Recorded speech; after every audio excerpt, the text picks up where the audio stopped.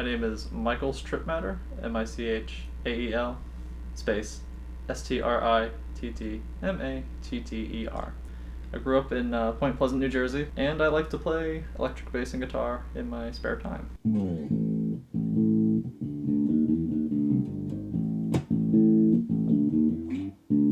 I think the first time I ever thought I wanted to pick up a musical instrument was about 8 years ago.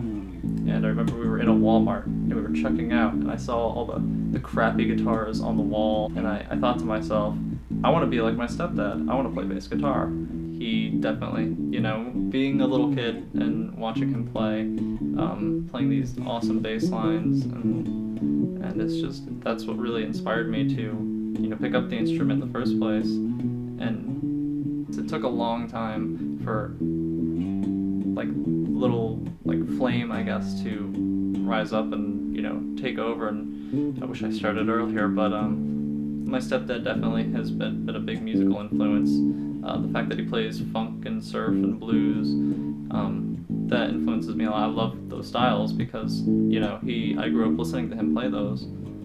And as a kid, I was never really into music. That's the weird thing. It wasn't until I hit 8th grade, maybe, I finally started, finding stuff that I liked. Well, after I did pick up the bass, I wasn't, really familiar with any names of anybody who played it professionally, in bands and stuff. I knew what I liked, and I heard, I think the song was called Substitute. That's the name of the song, Substitute by The Who. And I was like, that's a really good song. Who does that? Oh, The Who does that. Who's their bass player? And it kind of snowballed from there. And I found out that John Entwistle, he's the bass player, or was the bass player. He passed away in 2003. And the way he plays like a million notes a minute, essentially, and it's just incredible. He plays bass guitar more like a lead guitar, because he was always the quiet one. He had to stand out somehow, and he let his fingers do all the talking, if you will, for him. The fact that he did the first electric bass solo on a record, My Generation, first bass solo ever on a record, and I don't know, that made me want to pick up, and stick with bass, just as much as my stepdad, I guess, did.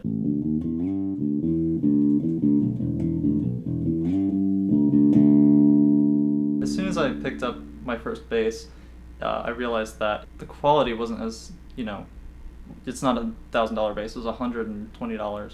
So I restrung it and I adjusted the neck so it played nice and smooth, leveled the frets so I could get the strings down really low.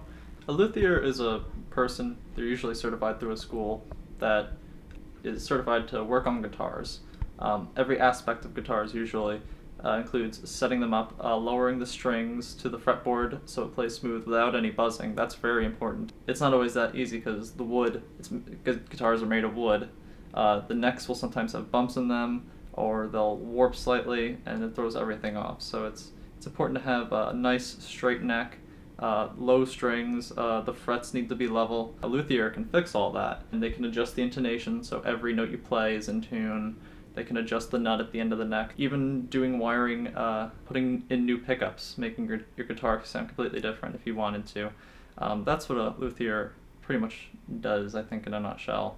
It was always something I was really interested in, working with my hands too. So I could see being a certified luthier could be something I would really enjoy doing. I like to think that music is kind of like a doorway. It allows you to escape into another part of a house or another room, or just it allows you to get away from anything, just about. I'm definitely a New Jersey kid for sure. My parents took me out right after 5th grade. It was actually 10 years ago last month. So I'm hitting puberty, and I lost all my friends, of course, as we moved down here. And I'm thrown into a new spot, a new place, and I just having to go through all those life changes. It was an interesting and very difficult time, but it's what you got to do. And I don't know, I don't think I ever really forgave my parents for taking me away from my home and my friends. Any song that can remind me of living there, going to the boardwalk. I'm walking down my street with my my good friends, and we're wearing flip-flops and just hanging out. We're going to the arcade, wasting our money. And it's just that right there. That's what I like most about music, is it can take me back to that. I think Sugar Ray would be the band that does that. And there wasn't much inspiration there from anything except going to school with people I don't know, finding some comfort in that music, which, as I mentioned before, is an escape. So that's there wasn't much inspiration besides my stepdad, and I'm very happy about that. That's fine by me. I don't need any other inspiration. And now I'm sitting here surrounded by bass guitars and electric guitars, and it's a little bit much more than I probably should have. Being left-handed definitely makes things all the more harder, because you have to search more for a good instrument. You have to pay more for a good instrument. As far as I know, of all the instruments that are manufactured, only 10% are manufactured to be left-handed. It does put you at a disadvantage, because I can't go to a jam without an instrument, and if someone goes like, "Hey, you want to come up and play?" I can't do it. I can't take a right-handed guitar and flip it upside down. The one bass guitar, I have a Epiphone Thunderbird. We flipped it over and restrung it. Sometimes the cable gets in the way. Sometimes you roll the knobs with your wrist. It does put you at a disadvantage in terms of finding a good instrument, playing with other people if you don't have your instrument on you. It's tough, but I'm probably more of a gearhead than I am an actual player. I'll spend hours and hours looking at instruments and amplifiers and effects boxes, and I want all these things. I can't use them all. You can only play one at a time, but I really get into educating myself about what's out there, what things sound like, and if I got another guitar, I'd probably be kicked out of the house. They were pissed when they found out about that. Like Bill wouldn't speak to me for like a month after he finally found that. It was sitting on my wall. He finally noticed that it was sitting there, and he just went silent and wouldn't speak to me. I don't plan to ever become a rock star. I just do it for fun. Then that's it, playing with friends. That's what's important to me. I should probably put more focus into playing, but the gear aspect definitely is enticing, especially when you start talking to other musicians about gear, and it can go on for a long time. I do have an Xbox sitting under my TV. I'll do that every once in a while. I have a small collection of vinyl records. Behind me is my grandmother's record player I inherited, and I love to play vinyl. I like that lo-fi sound. I know a lot of people are like, "Oh, you're just doing that because it's trendy." Well, maybe. There are some things I can hear on the record that I don't hear on the CD. It does sound different. I do like to draw and doodle. You can see there's some anime things in here. Yes. As you can see behind me, I have this picture of the Space Shuttle Atlantis. I went to see the last Space Shuttle launch. I don't know, that brought me to, in a very emotional state. I don't want to say tears. I was on the verge of crying, definitely.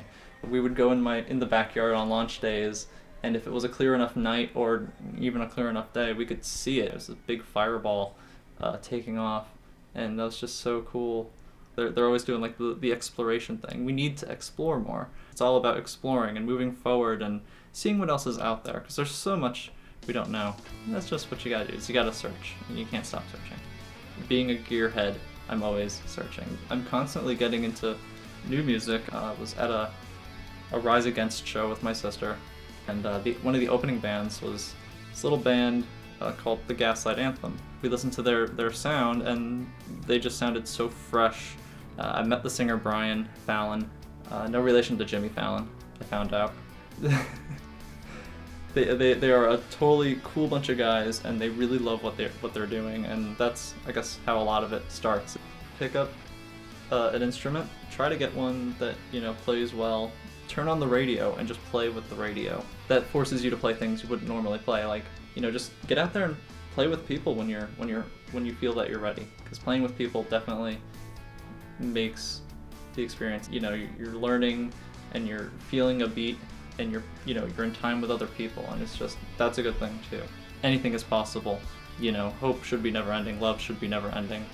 The universe is forever expanding. So there's infinite possibility there. There should be infinite possibility. That's kind of what I like about it. Maybe I'll come see you someday in a concert.